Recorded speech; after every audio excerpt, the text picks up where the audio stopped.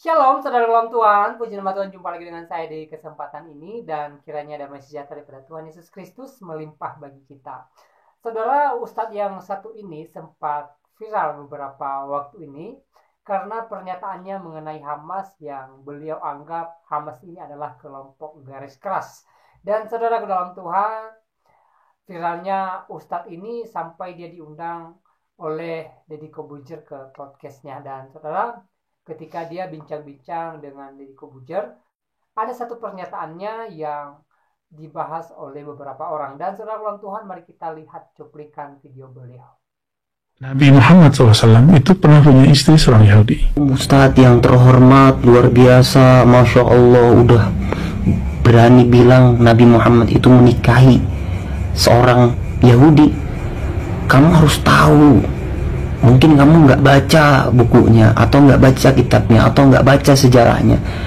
Sayyidah Sofiyah ketika dinikahi oleh Nabi Muhammad SAW itu, beliau dalam keadaan muslimah, sebagai muslim, sebagai orang yang menganut agama Islam.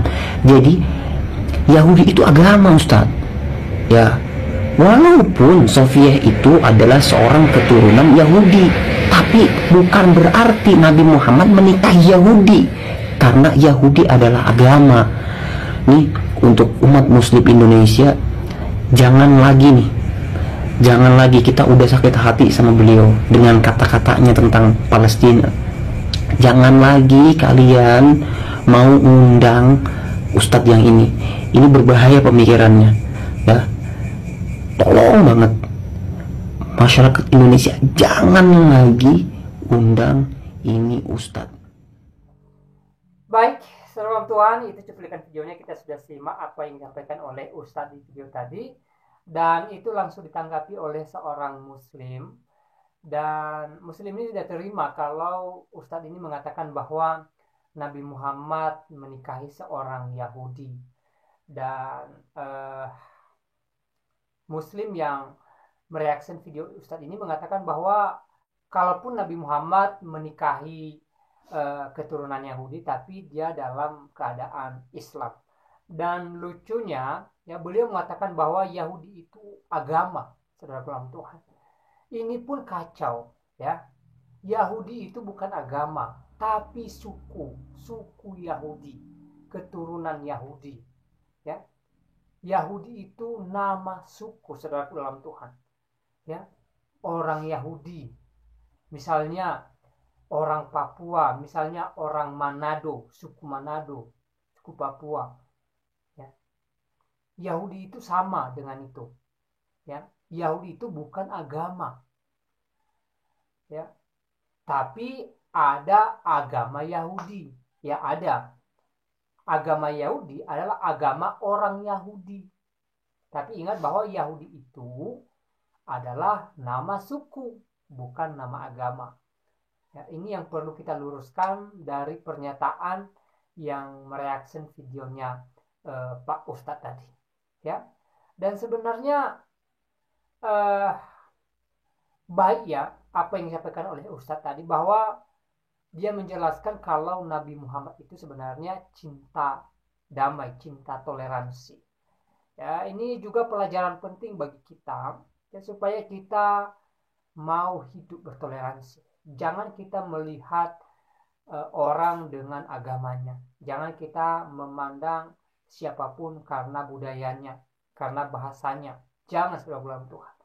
Apapun bahasanya, apapun budayanya, ya, apapun sukunya, apapun agamanya, mari kita hidup bertoleransi. Mari kita menghargai satu dengan yang lain, ya. Saya rasa itu yang dimaksud oleh seorang ustadz di video tadi, sampai dia menyampaikan hal itu.